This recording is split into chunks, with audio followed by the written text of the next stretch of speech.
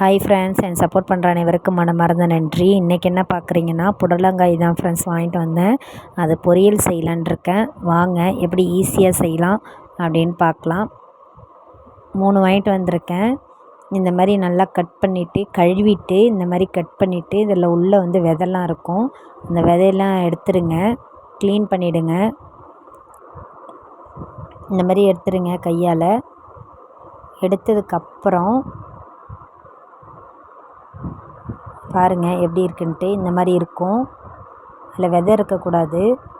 இந்த மாதிரி எடுத்ததுக்கப்புறம் இந்த மாதிரி சின்ன சின்னதாக அரிஞ்சிங்க. உங்களுக்கு சைஸுக்கு ஏற்ற மாதிரி அரிஞ்சிங்க. நான் இந்த சைஸுக்கு அரிஞ்சிருக்கேன்.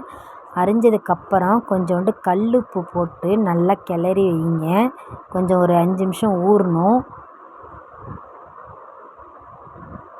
நல்லா இதுமாரி பிசைஞ்சு ஒரு 10 நிமிஷம் ஊறணும் ஃப்ரெண்ட்ஸ். அந்த டைமில் நீங்கள் கடலப்பருப்பு உங்களுக்கு தேவையான அளவுக்கு கடலப்பருப்பையும் ஊற வச்சிங்க. கொஞ்சம் வாணலில் எண்ணெய் விட்டு கடுகு சேர்த்திங்க. அடுத்து கருவேப்பிலை, அடுத்து சின்ன வெங்காயம். எப்போதுமே எந்த பொருள் செஞ்சாலுமே பொரியல்னு செஞ்சாலே அது சின்ன வெங்காயம் சேர்த்திங்க ஃப்ரெண்ட்ஸ். அப்போ தான் நல்லா டேஸ்ட்டாக இருக்கும். நான் ஊற வச்சு கடலப்பருப்பையும் எடுத்துக்கிட்டேன். இதை நல்லா வதக்கிங்க. நல்லா வதங்கணும். நல்லா வதங்கினதுக்கப்புறம் இந்த புடலங்காயை ஊற வச்சுருக்கோம்ல, அதில் கொஞ்சம் தண்ணி இருக்கும். அதை நல்லா வடிகட்டிட்டு சேர்த்திங்க. நல்லா கிளறிக்கிங்க. இந்த மாதிரி செஞ்சு சாப்பிடுங்க ஃப்ரெண்ட்ஸ். உடம்புக்கு ரொம்ப நல்லதாக இருக்கும்.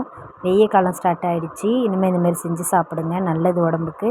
பிடிச்சிருந்தால் லைக் பண்ணுங்கள், ஷேர் பண்ணுங்கள், சப்ஸ்கிரைப் பண்ணுங்கள். மை சேனலுக்கு சப்போர்ட் பண்ணுங்கள். இந்த மாதிரி ஒரு 5 நிமிஷம் மூடி வச்சிங்கன்னா இந்தமாரி வெந்துடும். நல்லா ஆகிடும். நல்ல டேஸ்ட்டாகவும் இருக்கும், உடம்புக்கும் நல்லது. தேங்க்யூ ஃப்ரெண்ட்ஸ், சப்போர்ட் பண்ணுங்கள்.